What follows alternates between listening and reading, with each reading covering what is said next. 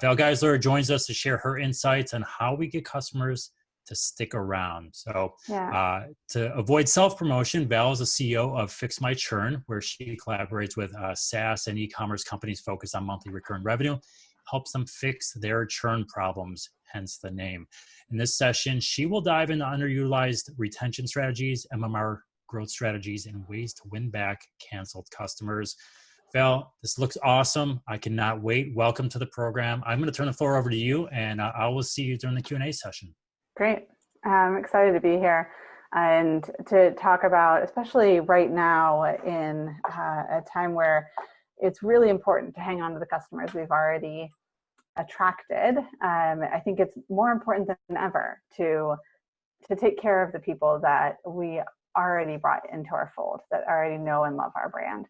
And so I want to talk about the most valuable customer that everyone forgets and what you can do to remember them and what you can do for them. So you are in the right place for this talk if you are a marketer who wants to uncover the hidden gaps in customer acquisition. If you feel overwhelmed totally by the idea of high top of funnel marketing plans, I get it. Those overwhelm me too. I like living lower in the funnel. You've been tasked with growing your company's MRR and you have no clue what to do. Or if you just know that there is an easier way out there, there is, and I'm going to talk you through it. So a little bit about me. I know Greg just gave a brief introduction, but I am Val Giesler. I'm an email marketing conversion strategist and copywriter. So what that means is that I work with monthly recurring revenue focused brands, so typically SaaS and subscription e-commerce, and help write that churn problem.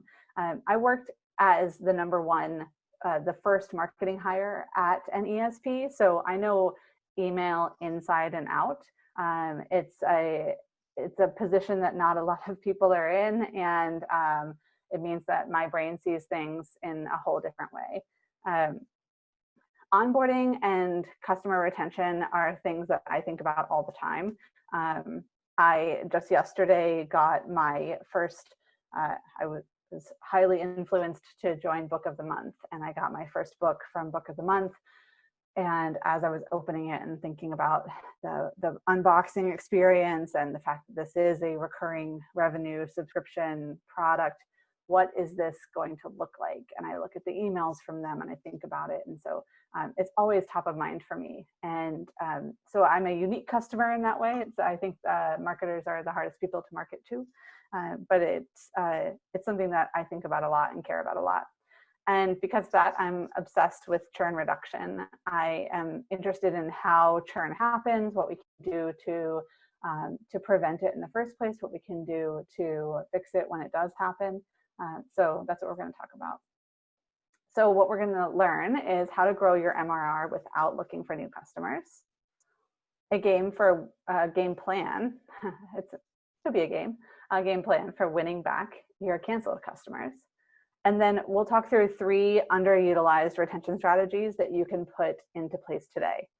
One thing I want to give you a heads up on is that most of the examples I have are in this particular slide presentation are SaaS. So you'll, if you don't work in SaaS, you'll probably start to think like, well, this doesn't apply to me. And it absolutely does if you have any kind of subscription-based business. There's a lot that SaaS can teach e-commerce and e-commerce can teach SaaS as far as how we retain customers long-term.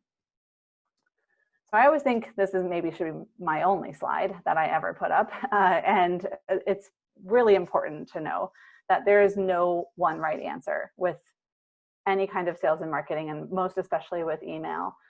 What works for one business doesn't necessarily work for another, and you have to test it. So I'll repeat that again later to remind you, but you have to test these things. Try them, see how it works, and see what wins in a split test, and choose the winner and keep doing more of that, right? So let's give it a go.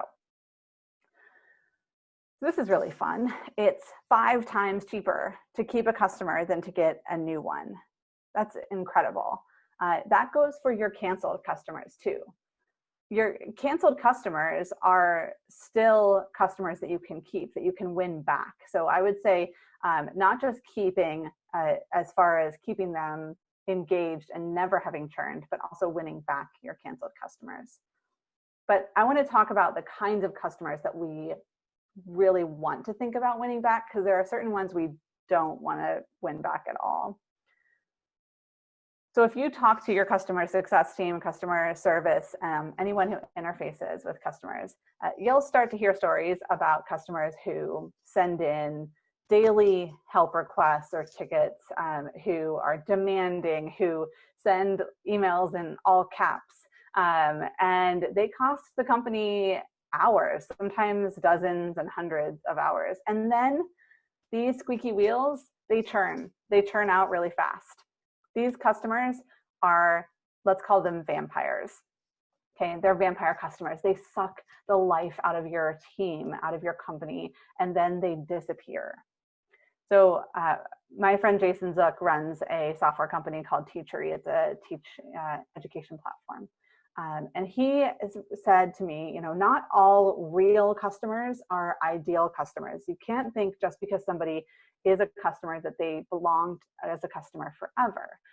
It takes a lot to run a business, and especially to create a sustainable one. So you have to be able to identify those vampires and take a hard pass on them. Unless they truly change their habits and come crawling back to you, there's no need to go chasing after them. So vampires.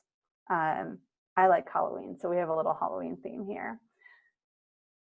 The next customers I want to talk about are ghost customers. So the internet, as we know, is a very busy place, and it's super easy to get distracted. Not just on the internet, but in our lives in general. How many times are you in the process of doing something and you get a text and now you're looking at that instead of the tab you were on, or you click over to another tab to check your email and now you're stuck in your inbox, or your kid screams from the other room, now we're all home all the time. So there are a lot of distractions in the world, and especially on the internet.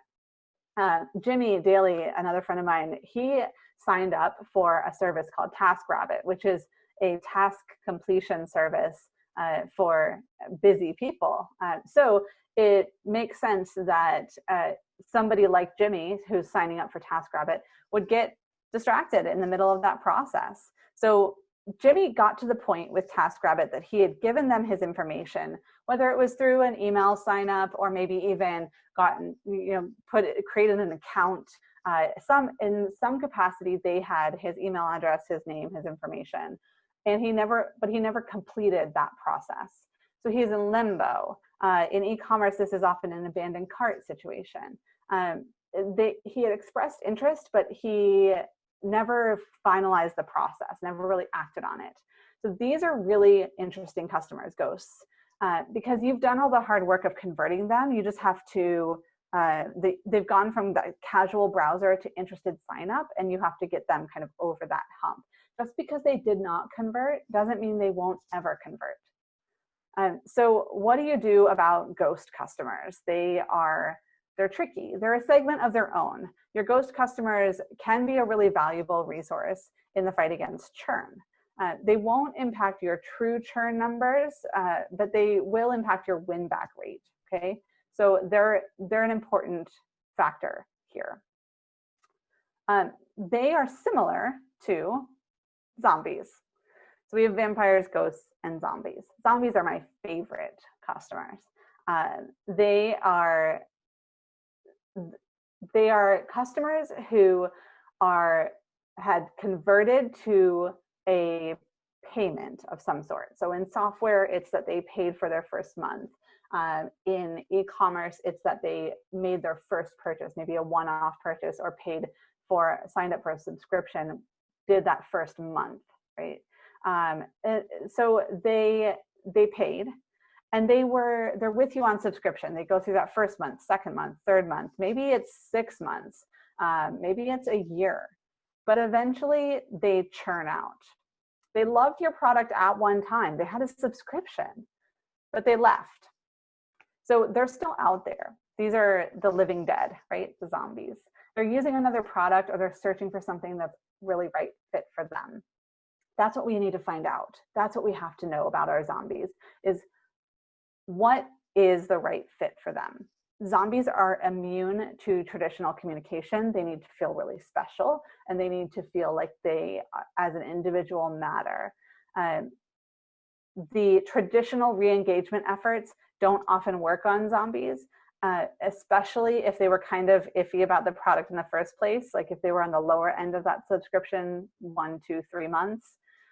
The noisiness means that you have to do hard work to pull them back in, but it's not impossible. And there's some easy ways to go about it. I want to teach those to you today. The first thing you have to know is what churn is for your business. Hopefully this is a metric that you are familiar with. Churn, your churn rate is the number of customers lost in a period divided by the number of customers at the beginning of that period. Okay, so this is your overall churn rate. Typically, this is measured in an annual. Sometimes it's measured in a monthly churn rate. So in the world of SaaS, a 7% churn is kind of a good churn. And you'll hear 7, 10, 12, depending on the industry, it changes a little bit. But those kinds of lower end numbers are where we want to be with churn. That means that a company loses 1 out of every 200 customers in a month. That's a lot of customers to keep around. So if it's not already, I want you to start talking about churn in your team meetings if you aren't already doing that. I want you to think about retention strategies, some of the things that we're going to talk about, some of the things that you've learned already that you can know will impact that churn number and keep existing customers really happy. So how do you get on this offense with churn so that you stick to that 1 of every 200 customers and it doesn't start to creep up into that 10 or 20 or 30 of 200? Those same retention strategies that you use to keep your existing customers can be repurposed for your canceled customers, for your zombies, that you can still win them back. So there are a few things. The first one is support. Okay, so support often looks like, hey, I have this problem, I have this question, and then that's from the customer. The support person writes it back, hey, here's the answer, here's the link, whatever you need, and then they close the ticket. I've helped you, have a nice day. So there's a follow-up that you can add into that. Hey, I have a question, I have a problem, here's the answer to that, have a nice day. Come back to that ticket a week later, 2 weeks later, and say, take a look at that customer profile. Did they follow through with their purchase? Did they subscribe? Did they complete what they were trying to do? Follow up with them. Hey, we helped you with this problem 2 weeks ago. You had this question. We helped figure that out for you. Are there other questions that you might have? Sometimes just reaching out makes a huge difference. So that's for your ghost customers, right? But what if you did the same thing several months later? Let's say you have an existing customer who sends in a request for a particular flavor. And you're a food company and they have a particular flavor that request. Let's say you make breakfast bars, right? So a subscription box of breakfast bars that keep you stocked up so you can eat breakfast on the go. And they want a particular flavor that you don't have. So they're a subscriber for a couple of months. They get tired of waiting for their flavor that they want and they leave. Well, if you track your tickets properly, if you track those requests properly, then when you come out with that flavor, you can find everyone who requested that flavor and go back to them and say, hey, very specific messaging to them, right? So a lot of times when we're talking about new updates to our product line or to our product as a whole, we'll send an email blast out to everybody. And that's what I want to get everyone away from. Let's create custom segments and custom messaging for those segments so that we can talk individually to them and say, hey, you requested this particular flavor and it exists now. And we'd love to to get you back in, you know, whether that's through a coupon code or just a very personal invitation. You know, we created what you requested, and here it is. Reaching out to your canceled customers who submitted that particular request for something that you've now created can open the floodgate of, quote, new customers. These are people who already knew you but don't know you, but haven't bought from you in a while. Okay. So now there's the other option is to start talking about your annual plan, right? So if you have a monthly subscription, sometimes there's a case for, well, let's just have people pay for that whole year right up front. Maybe there's someone who has subscribed for between 6 months and 12 months, and you can acknowledge them and say, hey, we see that you have had a subscription for this amount of time. We do have an annual offer. And if you do the annual offer, it saves you 2 months worth of payments or whatever it does. And you get all these other things, our private Facebook group or whatever it is. And creating those really custom messages just for them.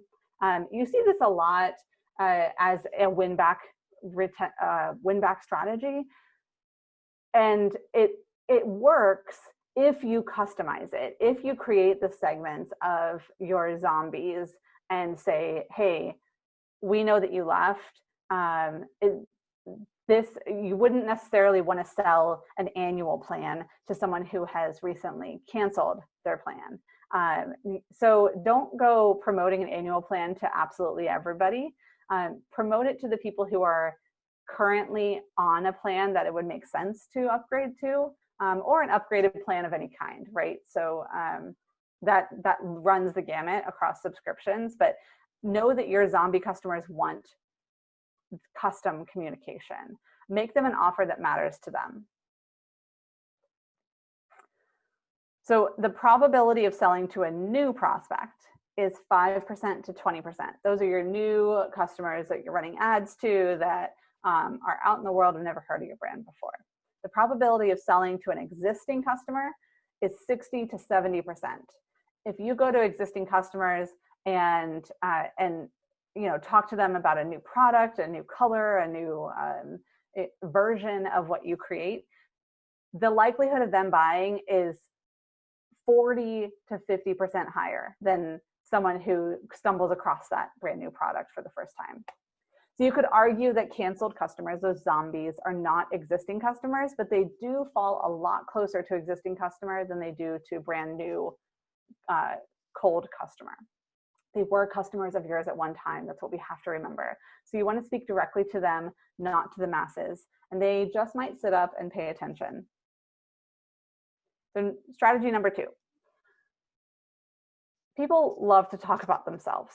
If you ask somebody what they're working on or what inspires them or what they're most passionate about, you will have a friend for life. Everybody loves to talk about themselves, what they're doing, what they care about.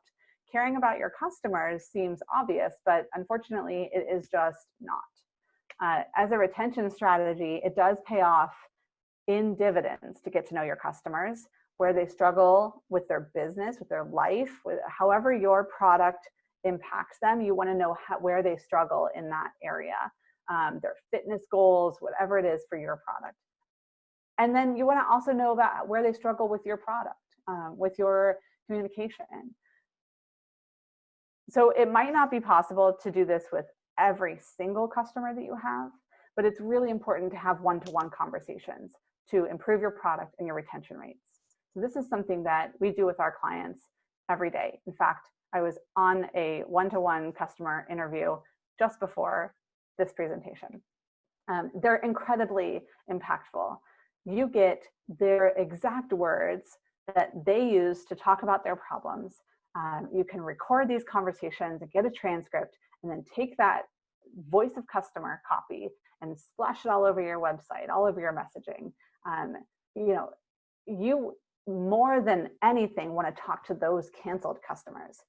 Hopefully soon after they've canceled, so they don't forget too much. But you want to get them on the phone.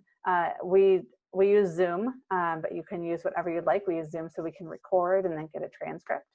You want to spend actual time talking to actual human customers. If you don't know where to start, I have a few questions for you to get the ball rolling. So you want to start by talking about them. These are the questions that get the juices flowing, that help them settle in. You're a stranger, essentially. And so you want to help them feel comfortable. So talk to them about their job, or if your product is related to their work, right? If your product is related to an area of their personal life, let's take fitness, for example. Talk to them about what they do to work out. What is your workout regimen? What do you do? Ask them something that's very simple for them to answer that's related to how your product serves them. Ask them what they're working on right now, or what they're passionate about right now. Right now could be a very different answer than they might give 3 months ago or a year ago, but you still want to know what that means right now. So what do they care the most about? And then ask them about the biggest problem that they're facing, something that kind of keeps them up at night that they can't stop thinking about. Talk to them about that problem. Sorry, I was having trouble with my my slides here. So then you want to ask them what happened either during so in the case of software, during their trial, in the case of e-commerce, maybe that initial purchase that convinced them that your product was the right solution for that problem. Then you want to ask, what were you skeptical or anxious about when you signed up, when you made your purchase? What worried you a little bit, if anything? And then these are your canceled customers, right? So you want to ask them, is that what ultimately prevented you from using the product long-term, from being here month after month? Now, the important thing to know about these questions is that you want to leave a lot of space for them to talk. The hardest part of interviews is being quiet, asking questions, letting them answer, and then just be quiet and see. They'll try and fill the space. And sometimes that's the very best information that I get out of interviews, is when I'm just quiet and they're filling in that space with more detail. These questions are meant to be jumping off points for deeper conversation. So one of the things that I do a lot is say, tell me more about that. What did you mean when you said that word or that phrase? What does that mean to you? And these questions are designed to be entryways into deeper conversations so that you can get that true understanding of who your customers are and what they're struggling with.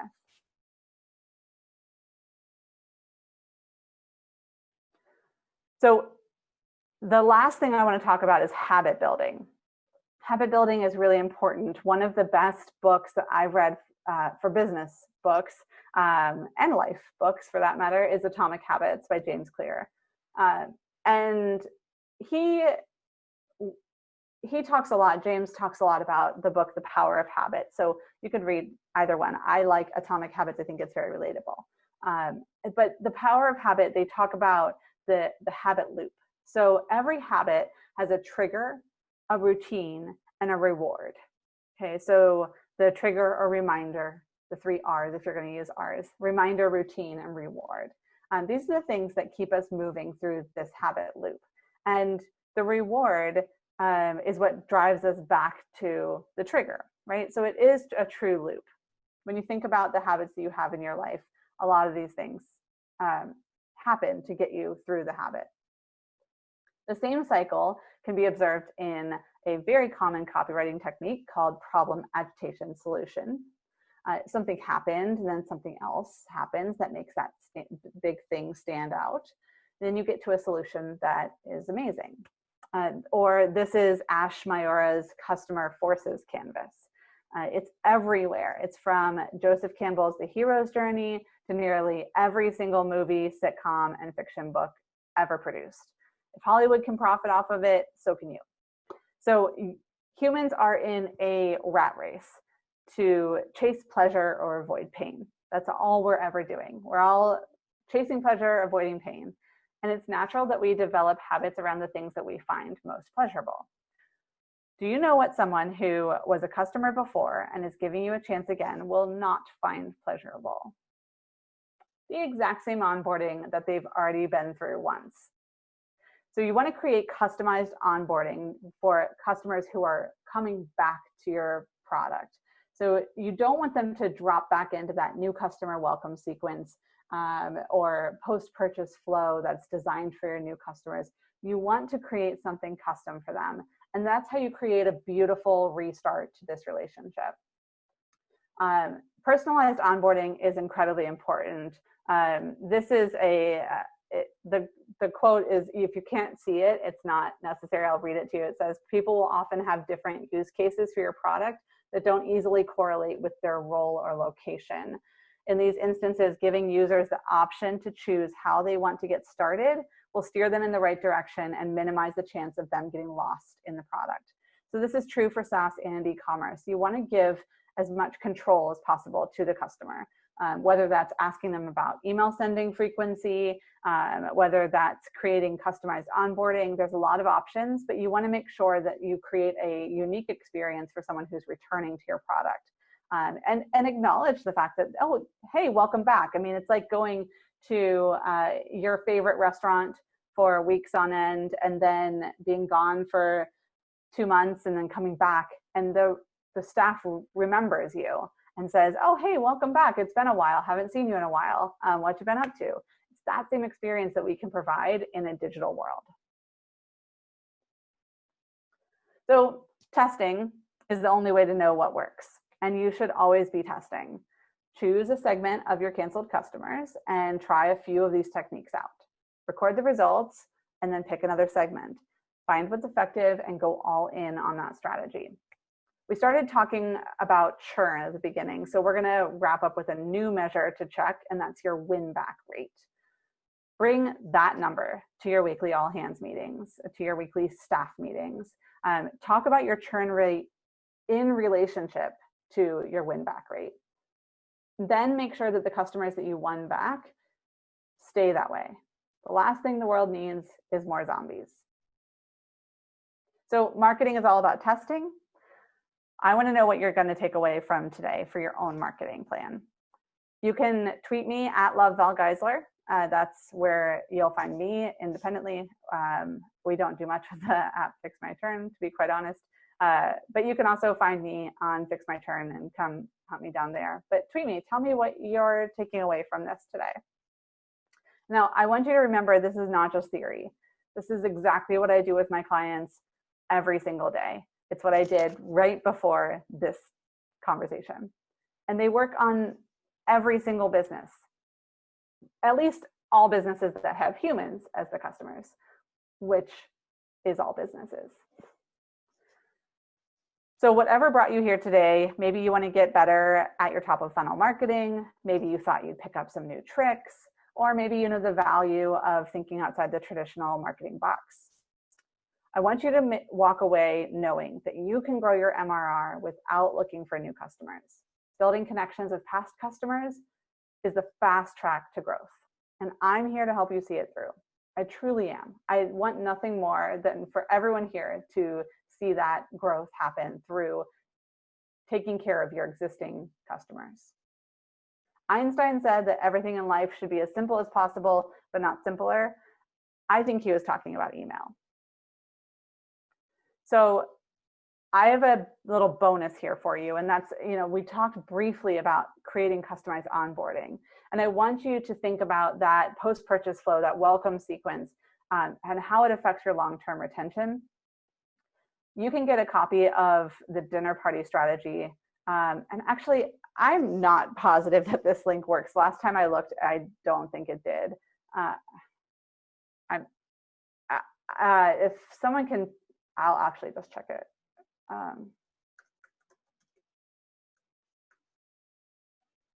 I don't think it does. Sorry, we've been updating the site a lot. Oh, it does, yay, okay, good. So you can get your copy of the dinner party strategy right there on that page. And you can also get a copy of these slides.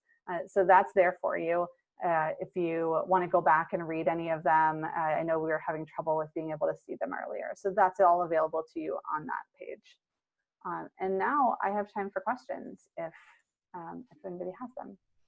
Yeah, I'm going to jump back in here. Val, awesome. I'm going to follow up just a couple of things on my own based on what you said too. And I'm curious about, you hit a lot of things that we talk about just internally as a company. Speaking to customers, something I used to do a lot a couple companies ago. We used to do that all the time. So I do have a question on that just for the audience. You guys are well-versed by now. You're Zoom masters. You've been here all day. Use the Q&A function on the Zoom console. If you have a question, you guys know that. And hopefully let's end the day strong. I want to talk about talking to customers. So how do you approach the customer? Do you email them first and ask them? Are you just making cold calls to them? And then kind of as a follow-up to that, if you could, and I can always remind you if you go on tangents like I do, how do you choose which customers to speak to? So are you speaking to loyal customers first, first-time customers, churn customers? How are you choosing that segment? Those are great questions. So to answer the first question, I always start with something kind of a little more benign, like a survey. So I'll create a survey with a few questions kind of to help me see who I might want to talk to more. And the last question of that survey is asking them if they're interested in having a longer discussion. And so that gives me a yes, no on that. So I take the people who said yes, and I look at their answers and I say, who do I want to have a conversation with here? So, but before we do that, before we do the survey sending and then follow-up interviewing, we have to figure out who we're talking to. So there are three groups of people I like to talk to. People who are on your email list, but have never purchased from you, have never even, especially like in the world of software, we have free trials all over the place. They never even took a free trial of your product, but they're on your email list. And if you have a subscription e-commerce, maybe they are just on your email list and have never bought anything from you. I like to talk to those people. And these are all people within the last 6 months. So like we want that experience to be pretty relevant and new. So within the last 6 months or even 3 months of people who've joined your email list but have never bought anything. The second set of customers I like to talk to are those canceled customers, people who had a subscription for X amount of time. For me, most of my clients, I say, somewhere between 6 and 9 months. We want to go just short of where that cliff is for your brand. So if your brand sees a churn cliff at 6 months, then maybe we need to go to that like 4 to 6 month period. But they had an account and they canceled. And again, this is recently, the cancellation happened recently. And then the third group of customers who are always really easy to get to talk, but not as interesting as those other two, is your very best customers, people who love you, who've had a subscription forever, who buy everything that you like. When you launch a new product, they buy it. Those are the people that absolutely love your brand. They're really easy to talk to. I always try to approach the non-purchasers and the canceled customers first, fill up my calendar with them, and then sprinkle in some of the other very best customers, because I think you get the best information that you can use to impact your brand messaging and emails and all of those things from the canceled and inactive non-purchaser people. And then from your standpoint, you're obviously trying to identify some themes with, say, let's talk about churn customers. So you want to identify some themes, whether it's consistently bad customer service, or the product just doesn't meet expectations, or the cost is too high, whatever it might be. There's probably no set rule, but how many times do you generally have to hear something before you're like, all right, I think I've identified an avenue we need to explore further down here? Is it a couple times hearing it, or are you trying to get to like 50? Yeah. Well, first I want to say those like bad customer experience, it costs too much, all those things, those are surface level responses. Okay. And that's why interviews are so important, because you can dig in on that. Typically when someone says it costs too much, it means they're spending their money on something else. So except in the case of a pandemic and mass layoffs and all of those things, they might not be spending their money at all. And so this is a rare time, especially in business. But in most cases, they're spending their money on something else. And so you want to understand why that's happening. When someone's upset with customer experience, customer support or service, there's something deeper with that. There's a deeper need for, quick response or, an extra amount of politeness. I don't know what it is for those customers, but it's important to know what that is. So there's that. And now I lost your initial question about it. I was just asking how many. Yeah. How many? Yeah. Right. So I usually aim for somewhere between 10 and 15 interviews if I'm doing them in like a group, which I work on projects with my clients. So that's the way we do them. I have worked with brands who do rolling interviews, and because people change, products change, brands change. And so you want to talk to customers all the time. So if you're doing it internally, definitely keep it going over time. But I would say, do 10 to 15 interviews, and you can start to see those patterns. I don't need any more than like 3 instances of something coming up that for me to say this is something we need to address. Whether it's a phrase or I worked with a financial software company, and a phrase that a lot of people said in one way or another was, it just shouldn't be brain surgery. They kept using this brain surgery phrase. So we wrote a whole email, and that was the subject line, like, it shouldn't be brain surgery. And it resonated so much, and it really helped with conversion. So, when you take those exact words out of their mouths, it really changes things. Very interesting. I appreciate the insights. This question comes in, and it looks like it's someone who let them know that it is a SaaS business. So hopefully right up your wheelhouse here. What tools do you see as the most effective for feedback loops for customers who churn or create a ticket? And then as kind of a follow-up to that is, do those help you prioritize the clients, like those clients that I just mentioned with my question? So loyal, first-time churn, blah, blah. Right. Yeah. So there's a really great tool that Baremetrics has. Cancellation Insights, I believe is what it's called, but that's also what it does. It gives you, it sends out a series of emails after a cancellation occurs that gives that feedback, those insights. Then when I'm looking at groups of canceled customers to run surveys to an interview, I do look at those insights before I decide who I'm going to send those things out to. So there's a little bit of like cross comparison of lists. It's not just like, oh, well, let's just send it to all the canceled customers, but let's also look and see who gave us cancellation insights already, and do we want to talk to them more, or can we take them out because they've already gone into detail? We don't want to ask our customers for the same information over and over again. So I do like Baremetrics tool. There's several of them out there, but I like theirs the best personally. Very, very good. How about this? You're infused in email. You've been doing email a long time. What's your biggest email pet peeve? Like, what should retailers on the call today or companies on the call today, if they take anything away from anything, like what's the biggest pet peeve for you? Oh gosh, the biggest. I can only have one. And I know you have a few of them because I've been to your Twitter account, right? one image emails would be the biggest. Okay. When a brand has a one image email, meaning all of the information is inside of an image, if you don't have images displayed naturally in your inbox or already for that brand, you can't read the email at all. There's nothing there.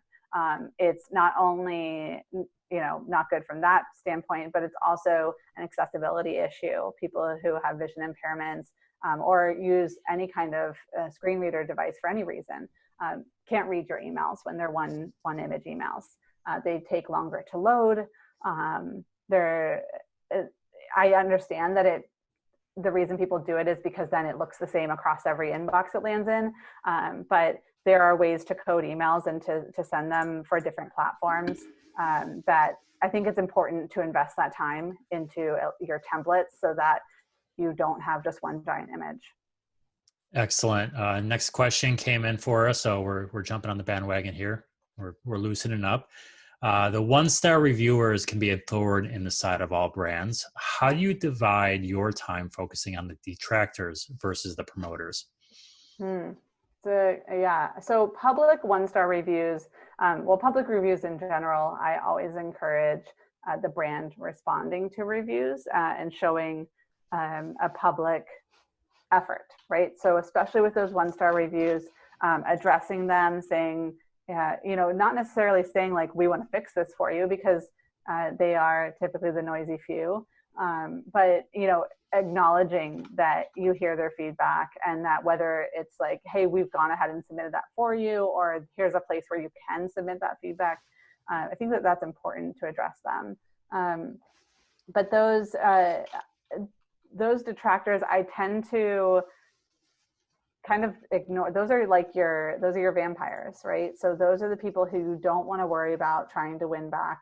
They're the people who you want to say, like, thank you, I hear you, I see you, and I appreciate you sharing your concerns, and move on, right? So they are people who are going to continue to suck the life out of you if you let them. So you have to just move on. Focus on the ghosts and the zombies. Don't worry about those vampires. So we have one last question here for you. I think it's a good one to kind of leave it on today as well. Okay. Is you've talked about focusing on the welcome stream, the post-purchase stream. So when we talk about retailers or SaaS companies, whoever who is trying to upgrade those different sets of messaging streams, if they had to start someplace, what would your recommendation be? To start at the welcome or start on the post-purchase? It's a good question. I think welcome is more important than post-purchase. Post-purchase is definitely important, and like get on that second, but welcome, that prior to purchase, it matters so much, because you want to use the emails to build that habit loop, to get them to think about your brand when they're thinking about that problem they're facing, as your brand is the solution. And by showing up in their inbox on a regular basis, it establishes that connection early and often. And the dinner party strategy is a framework that helps you get something in place. If you have nothing, use that as a framework, and then build on it based on feedback from your customers. Great advice. Val, I'll thank you so much for your time today. Absolutely. The presentation was great, super insightful. Nerd like me loved it as well. Any closing comments you'd like to leave the audience with this afternoon? No, I'm just excited for everyone to go test what they're learning here from the whole day, right? Like, don't just sit here and absorb things and then not put it into practice. Take the time and take at least one thing back that you want to test. Sounds good. Thank you, Val. Val Giesler, the CEO of Fix My Churn. We appreciate that. With Val closing, that brings the wrap to day one. We are in the books. We'll be back for day two tomorrow.